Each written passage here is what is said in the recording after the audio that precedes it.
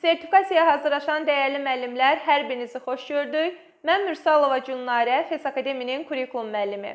Əziz müəllimlər, bildiyiniz kimi sertifikasiya imtahanına çox az vaxt qalıb və bu vaxt ərzində FES Akademi sizlərə dəstək olmaq üçün yeni bir layihə başladı. Bizim layihəmiz bu il sertifikasiya imtahanında iştirak edən müəllimlər üçün mən inanıram ki, əvəz edilməz bir rola malik olacaq. Çünki sizin bu gün işləyəcəyiniz sınaqlar tam sertifikasiyanın çərçivə sənədinə uyğun hazırlanıb. Əziz müəllimlər, əgər bu suallar sizə yararlı olacaqsa, zəhmət olmasa videonu bəyənib paylaşmağı unutmayın. Bütün sertifikasiya müəllimlərinə dəstək ola bilərsiniz. Gəlin vaxt itirmədən keçək sualların izahına. Birinci sualdan başlayaq.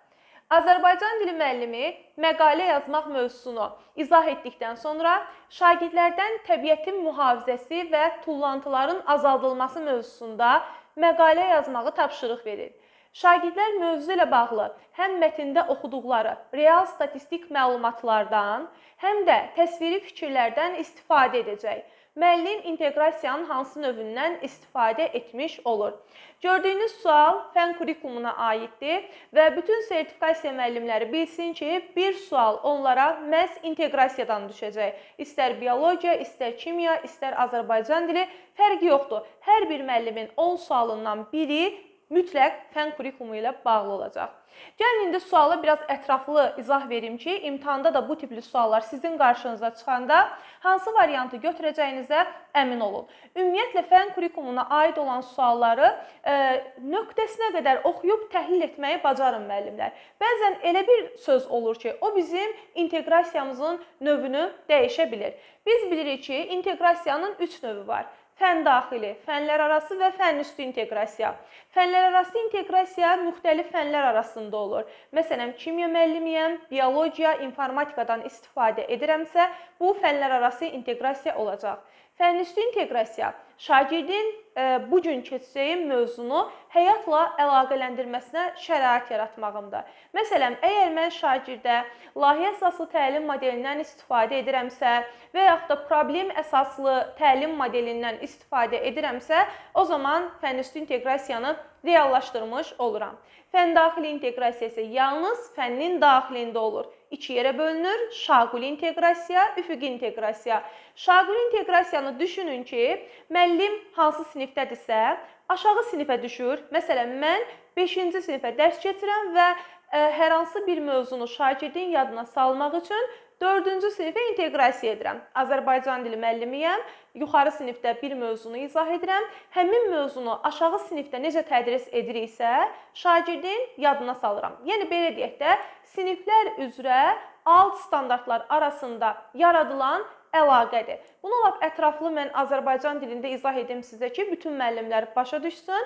Məsələn, tutaq ki, biz 1-ci sinifdə şagirdə ad bildirən sözləri izah edirik. Amma 2-ci sinifdə artıq şagirdə deyirik ki, əşyanın adını bildirən nitq hissəsi isimdir. Amma bunu deməmişdən öncə mən aşağı sinifdə keçdiyimiz ad bildirən sözlərdən nümunə istəyirəm. Şagirdlər nümunələri çəkəndən sonra deyirəm ki, uşaqlar, baxın, biz bundan sonra bunlara isim deyəcəyik və dərsimi izahına davam edirəm.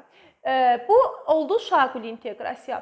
Bəs üfüqi inteqrasiya nədir? Üfüqi inteqrasiya isə fənnin məzmun xəttləri arasında olur.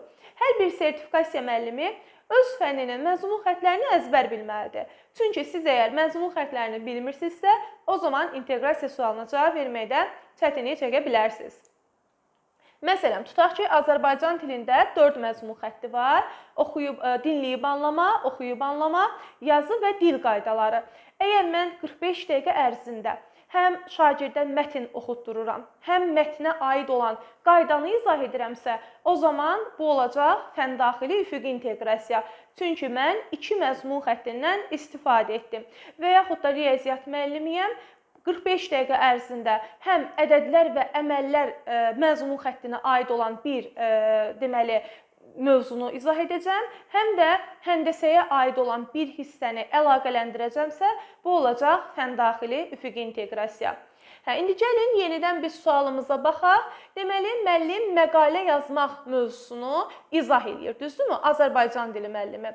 Və uşaqlar bir məqalə yazmalıdırlar. Təbiətin mühafizəsi və tullantıların azaldılması. Biz burada artıq görürük ki, dil, yəni fənnimiz Azərbaycan dili fənnidir, amma müəllim şagirdə təbiətin mühafizəsi haqqında bir tapşırıq verir. Bu bizə onu göstərir ki, Azərbaycan dili müəllimi ya həyat bilgisi, ya təbiət fənni ilə inteqrasiya etmiş olur burada. Şagirdin mövzu ilə bağlı, baxın, şagirdlər mövzu ilə bağlı həm mətndə oxuduqları real statistik məlumatlardan, həm də təsviri fikirlərdən istifadə edəcək. Baxın, burada biz mətndə oxuduqları sözünü görürük. Yəni, şagird həm də mətn oxuyacaq, həm də yazı yazacaqsa, deməli biz nə demişdik? İki məzmun xəttindən istifadə fəndaxili üfüqi inteqrasiyaya aiddir. Bir daha, müəllim Azərbaycan dili müəllimi təbiət haqqında mövzu yazdığına görə bu digər fənlərlə əlaqəlidir. Baxın, real statistik məlumatlardan da istifadə edəcək. Burada da məsələn riyaziyyat ola bilər, informatika ola bilər. Yəni, baxır o məlumat şagirdə necə verilib. Həm oxu məzmun xətti var, həm də yazı məzmun xətti var. Deməli, bizim burada variantımız olacaq D variantı. Fəndaxili üfüqi inteqrasiya və fənlər arası inteqrasiya. Bəzən müəllimlər sual verir ki, niyə burada fənüstü inteqrasiya yoxdur?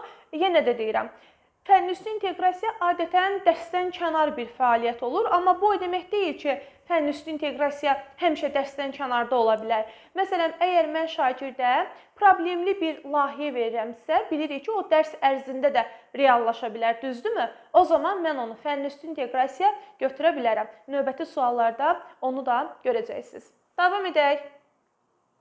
İkinci sualımıza baxırıq.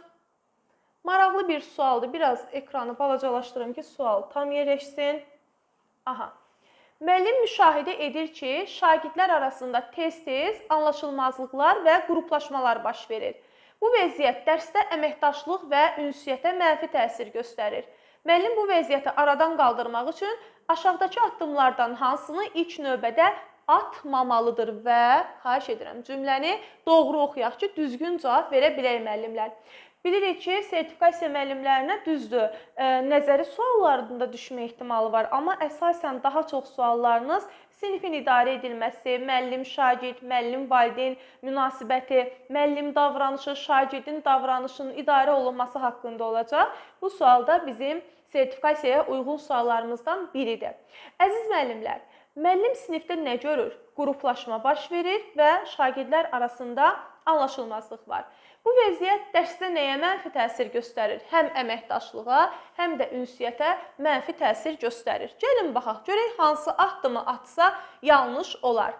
Müxtəlif şagirdlərin bir yerdə işləməsini təmin edən rotasiya əsaslı qrup işləri təşkil etmək. Bəli, bu doğrudur. Çünki yadda saxlayın, müxtəlif şagirdlərin deyir. Adətən müəllim şagirdlər arasında o soyuq münasibəti, məsələn, qrup işlərindən istifadə edə bilər, sosial layihələrdən istifadə edə bilər, mənəvi dəyərləri şagirdlərində formalaşdıraraq, emosional intellekti öz şagirdlərində formalaşdıraraq bu cür problemlərin yaranmasının qarşısını alar.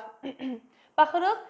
Müəyyən vaxtlarda sosial oyunlar keçirtmək, şagirdlərdə emosional intellekti formalaşdırmaq. Bu da doğru olar. Sosial oyunlar şagirdlərin daha çox, belə deyək, sosial bacarıqlarının inkişafına yönəlib və emosional, emosional intellekt deməkdir, yadda saxlayın. Daniel Goleman'da biz öyrənmişik ki, şagirdlər onlarda müəyyən komponentləri formalaşdıraraq, məsələn, özünü dərkdir, özünü idarə etmədir, münasibətlərin idarə olunmasıdır, empatiya qurmaqdır. Bunlar şagirdlərdə daha yaxşı, belə deyək, əməkdaşlıq, ünsiyyət bacarıqları, bir-birlərinə qarşı hörmət münasibətlərini düzəldir.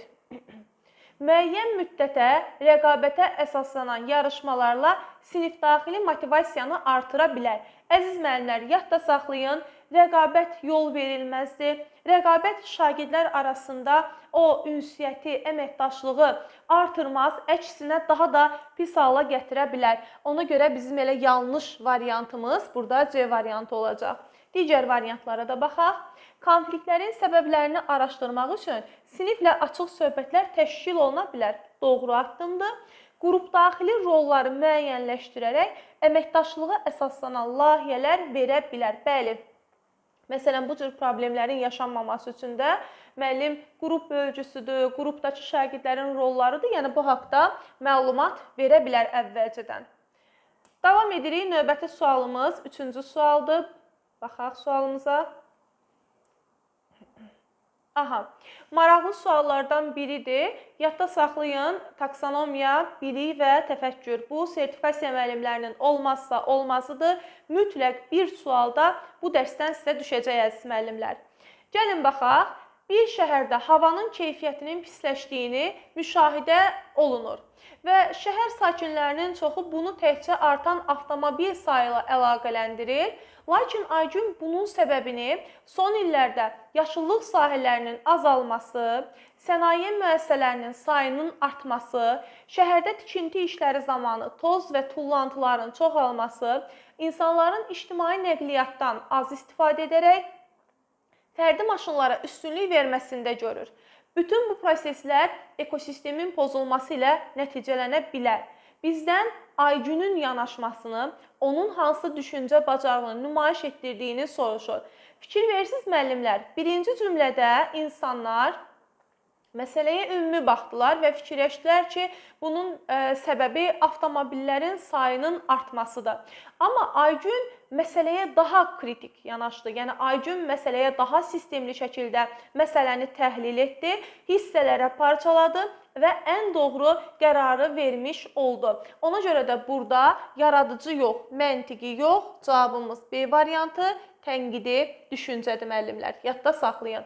Bir daha deyirəm. Əgər insan səmərəli, sistemli, düzgün qərar verməyi bacarırsa, bu tənqidi düşüncəyə aiddir. Və yaxud da arqument gətirə bilirəmsə, əsaslandıra bilirəmsə, doğru informasiyalardan, doğru mənbələrdən istifadə edə bilirəmsə, bu da tənqidi təfəkkürə aid olacaq. Davam edirik növbəti sualımızla. Bəli, sertifikasiyanın olmazsa olmazı. Biz bu dəfə deməli daha çox informatika, biologiya, coğrafiya, yəni bu illəri imtahan verən müəllimlərə aid suallarımız sınaqlarımızda daha çox olacaq. Çünki əsasən ibtidai, ingilis dili, yəni bu sahə üzrə müəllimlərə aid olan suallar bizdə çoxluq təşkil edir. Amma bu layihə müddətində bacardığım qədər bütün fənlərə müraciət edəcəm. Üstünlük isə informatika, biologiya, fizika, kimya və coğrafiya üzərində qurulacaq. Aysel internetdə pulsuz proqramlar axtararaq bir neçə proqram yüklüyor. Daha sonra kompüterində yavaşlama, açılmayan fayllar və reklamlarla qarşılaşır. Aysel istifadə etdiyi saytların etibarlılığını yoxlayır. Verilmiş situasiyada idraki sahənin hansı mərhələsindən istifadə olunub? Əziz müəllimlər, baxın, bir də zəhmət olmasa, burada diqqətli olaq. Yəni, siz burada müəyyən variantlara baxırsan ki, müəyyən variantlar uyğun gələ bilər. Amma bizdən taksonomiyanı istəyir və idraç taksonomiyasını. Biz bilirik ki, idraç taksonomiyasının 6 mərhələsi var. Birinci mərhələ xatırlamaq, sonra anlamaq, tətbiq etmək, təhlil etmək, dəyərləndirmək və yaratmaq. 3 mərhələmiz xatırlamaq, anlamaq, tətbiq etmək aşağı təfəkkür səviyyəsinə aiddir. Amma təhlil, dəyərləndirmək, yaratmaq isə yuxarı təfəkkür səviyyəsinə aid tapşırıqları əhatə edir. Gəlin, indi biz baxaq görək, bu Ayselin düşüncəsi daha çox aşağı təfəkkürə mi uyğun gəlir, yoxsa yuxarı təfəkkürə? Şagird nəyinsə etibarlı olub-olmamasını araşdırırsa, nəyəsə qiymət verirsə, burada artıq Aysel qiymətləndiriləcək. Görsün nə qədər etibarlıdır. Ona görə də bizim sualımızın cavabı dəyərləndirmək olacaq. Çünki yadda saxlayın, dəyərləndirmək mərhələsində insan nəyinsə etibarlılığını yoxlaya bilir və yaxud da nəyəsə özü qiymət verməyə başlayır və yaxud da arqument gətirə bilir, öz fikrini əsaslandıra bilir. Bunlar dəyərləndirmək mərhələsinə aiddir. Davam edirik. Aşağıdakılardan hansı effektiv rəy sayıla bilməz? Bunları bir-bir izah edəcəm. Çünki rəylər imtahanda da elə böyük olur həcmləri və diqqətlə zəhmət olmasa mənə qulaq asın müəllimlər. Biz bilirik ki, effektiv rəy nə deməkdir? Bizim şagirdə verdiyimiz effektiv rəydə həm həssas yanaşma olmalıdır, həm konstruktivlik, yol göstərmək olmalıdır, gələcəyə yönəlik olmalıdır, dəqiq olmalıdır. Şagirdin fəaliyyətindəki o hər hansı bir fəaliyyəti dəqiqliklə təsvir olunmalıdır. Yaxşı, bəs hansı rəylər doğru rəylər deyil? Əgər biz emosional rəy veririksə, məsələn, afərin, sən mükəmməlsən, afərin, sən sinifdə ən yaxşısan, afərin, sən digər sinif yoldaşlarına nümunəsən. Bu kimi rəylər verməyimiz yanlışdır müəllimlər və yaxud da məsələn, keçmişə yönəlik rəylər verməyimiz də yanlışdır. Ola bilər ki, şagirdin tapşırığında bu gün problem var, amma mən şagirdə deyirəm ki, səndə keçən dəfə də belə olmuşdu, eyni hal yenə də səndə təkrar olundu. Bizim bu rəyimiz də doğru rəy deyil. Deməli, bir daha deyirəm, rəylər necə olmalıdır? Gələcəyə yönəlik olmalıdır, dəqiq olmalıdır, spesifik, yəni olmalıdır, vaxtında verilməlidir və həssas olmalıdır. Bunların hamısı bir yerdə konstruktiv rəy adlanır. Baxaq müəllimlər, kimyəvi reaksiyaların tənliklərini düzgün qurursan. Xüsusilə redoks reaksiyalarında oksidləşmə və reduksiya anlayışlarını düzgün tətbiq etməyin diqqətə layiq idi. Ancaq bəzən reaksiyanın məhsullarını müəyyənləşdirməkdə çaşqınlıq yaşayırsan. Daha çox praktika ilə bu bacarığını gücləndirə bilərsən. Fikir verdiniz, müəllim şagirdin birinci müsbətlərindən başladı. Sonra onun fəaliyyətində olan hər hansı bir nöqsan varsa, onu şagirdə həssas şəkildə bildirdi. Üstəgəl, sonda da şagirdə yol göstərdi. A variantı bizim doğru variantımızdır. Yəni, səhv deyil. Səhv verilmiş rəy deyil. B-yə baxaq. Riyazi düsturların tətbiqində özünə inamlısan və tənliklərin qurulması mərhələsində düzgün ardıcıllığa əməl edirdin. Kvadrat tənliklər üzrə daha çox tapşırıqları icra etsən, bu sənin mövzunu dərindən mənimsəməyin üçün faydalı olacaq. Yenə də gördüyümüz kimi birinci müəllim motivasiya xarakterli rəyini verdi, uğurlarını vurğuladı. Daha çox hansı problemlər var, onların üzərində işləmək üçün də şagirdə deməli yol göstərdi. Davam edirik. Alqoritmik düşünmə tərzin formalaşıb. Addımları məntiqi şəkildə sıralaya bilirsən. Bu, proqramlaşdırma üçün əla başlanğıcdır. Lakin kodlaşdırma zamanı sintaksis səhvlərinə rast gəlinir. Kiçik kod parçalarını yazıb sınaqdan keçirmək praktikasını davam etdirsən, daha tez irəliləyiş görəcəksən. Burada da gördüyünüz kimi yenə də müəllim eyni şəkildə müsbətini də deyib və yol da göstərib. Ola bilər şagirdin səhvi olmasın. Bax, bunu da vurğulayıram ki, bəzən müəllimlər deyir ki, mütləq rəylərdə səhv olmalıdır. Xeyr müəllimlər, ola bilər də bir şagirdin fəaliyyətində heç bir səhv yoxdur, nöqsan yoxdur. Yenə də mənim ona verəcəyim rəy normal şəkildə olmalıdır. Yəni, orada bir emosionallıq olmamalıdır. İndi bunu deməli situasiyada izah edərəm sizə. Məsələn, neytrallaşma və sintez reaksiyalarında düzgün cavab verdin. Bura qədər tutaq ki, düzgün cavab verdim deyirəm.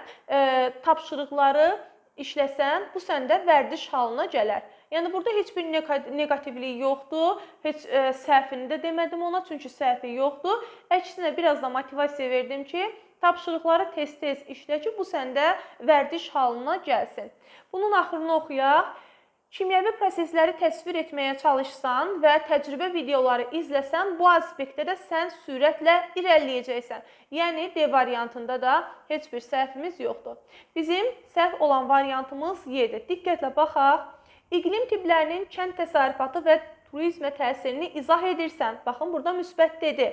Məlumatları xəritə və cədvələ əsaslandırmamısan. Aha, ona görə fikrində inandırıcılıq zəifdir. Müəllim bunu dedi və negativlə də cümləsini bitirdi.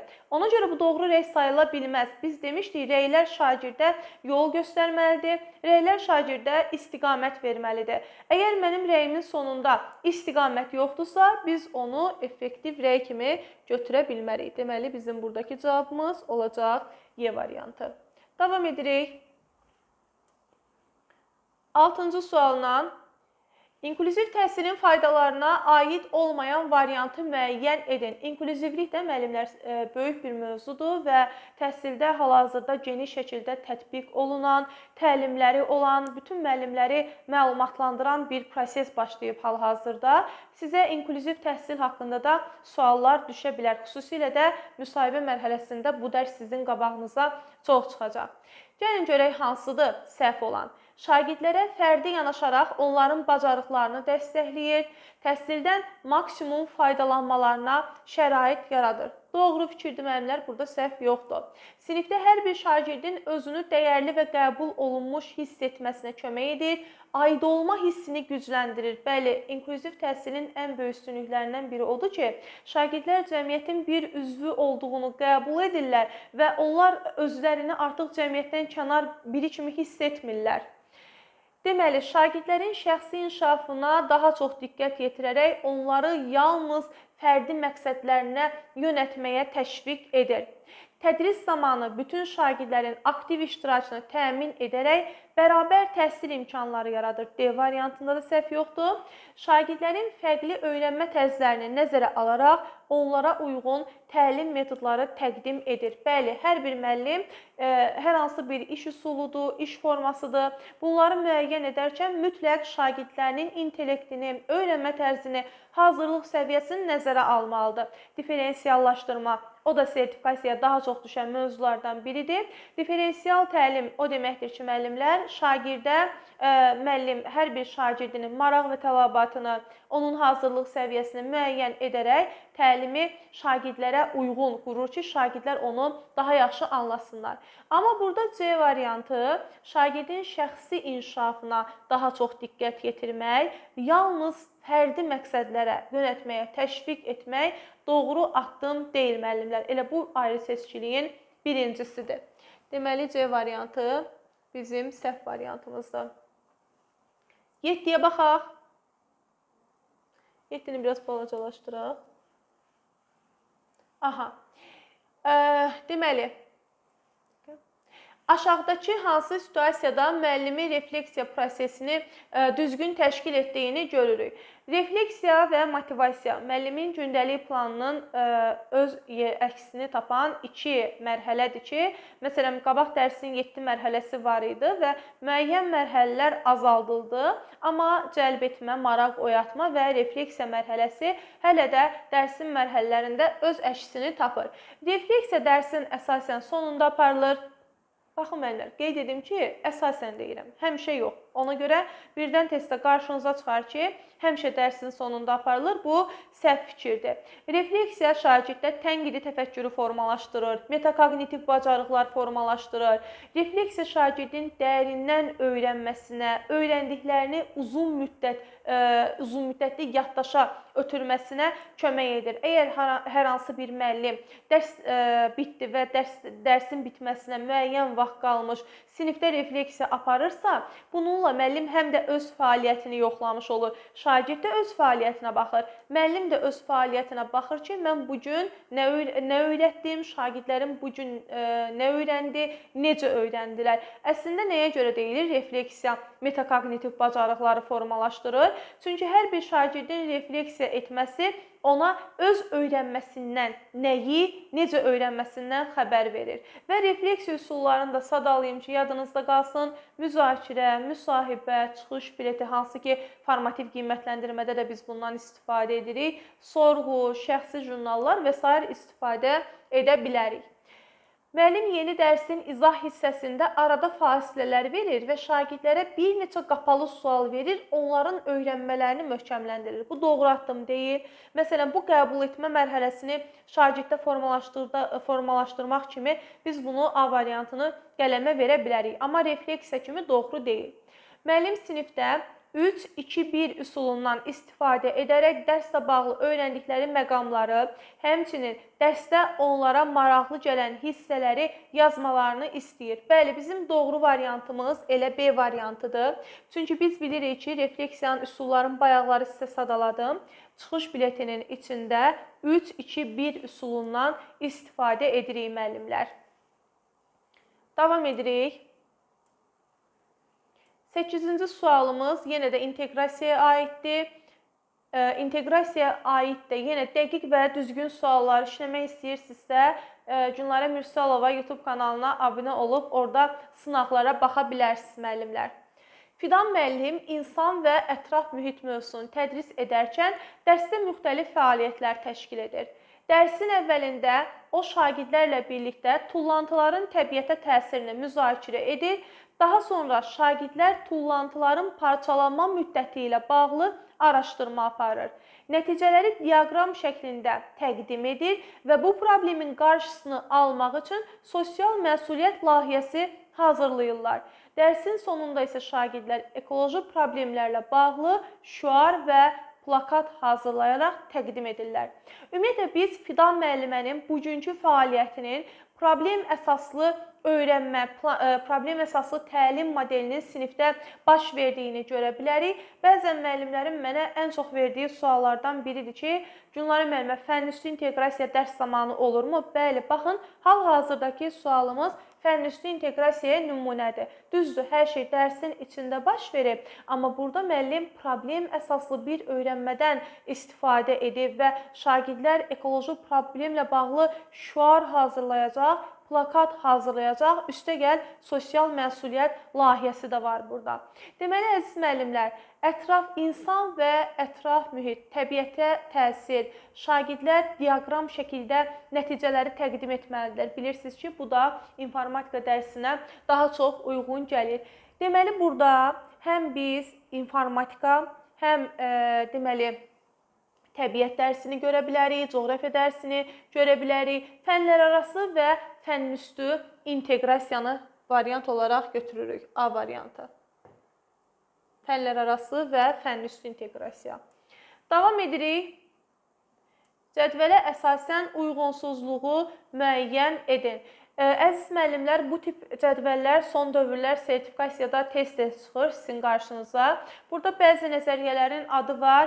Qeyd etmək istəyirəm ki, nəzəriyyələr, məsələn, Gardner, Piaget, Vygotsky, Dweck ən çox düşən nəzəriyyələr içindədir. Amma digər nəzəriyyələr isə, belə deyək, ümumi suallar düşəcək şagird davranışı ilə bağlı. Amma Gardner və Vygotsky, Dweckə baxsanız daha yaxşı olar.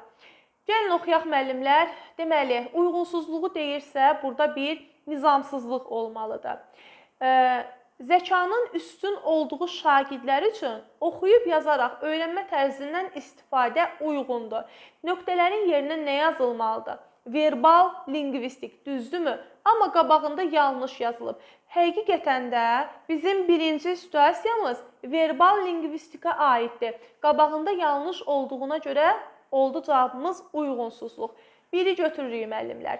Sokrat dialoqu üsulundan istifadə etmək məntiqi riyazi zəkası üstün olan şagirdlər üçün daha uyğundur. Bəli, Sokrat dialoqudur, debatdır. Bunlar məntiqi riyazi intellektə uyğun gəlir. Amma bəzən bu suallar verbalda da ola bilər. Variantda biri olacaq. Ya verbal, ya da məntiqi riyazi. 3-ə baxaq. Məkan vizual zəkası üstün olan şagirdləri layihə işinə cəlb etmək daha məqsədə uyğundur. Əziz müəllimlər, yadda saxlayın. Layihə işinin təşkili, belə deyək, dizayn hissəsi olsa, o məkan vizuala aid ola bilər. Amma layihə işinə cəlb etmək üçün, bir layihəni reallaşdırmaq üçün şagirddə ən önəmli məntiqi, riyazi intellekt formalaşmalıdır. Ona görə baxın, qabağına yazılıb doğrudur. Deməli, burada da uyğunsuzluq var. Burada cavab məntiqi riyazi olmalıydı. 1-3 bizim səhv variantımızda. Yenə 4-ə də baxaq. Burada variantımızı nişanlayım. 1-3. Oxuduğu nağıldakı hadisələrin maketini hazırlamaq, məkan vizuala yox, yadda saxlayın, maket hazırlamaq. Ümumiyyətlə, mən həmişə tələbələrimə deyirəm ki, texnologiya dərsində baş verən 99% hadisə, məsələn, belə deyək də, plakat hazırlamaq və yaxud da maket hazırlamaq, bunlar artıq olacaq bədən kinestetik intellektdə. Amma məkan vizual, təsviri sənət dərslərinin daha çox olması isə bu aid olacaq məkan vizual intellektdə.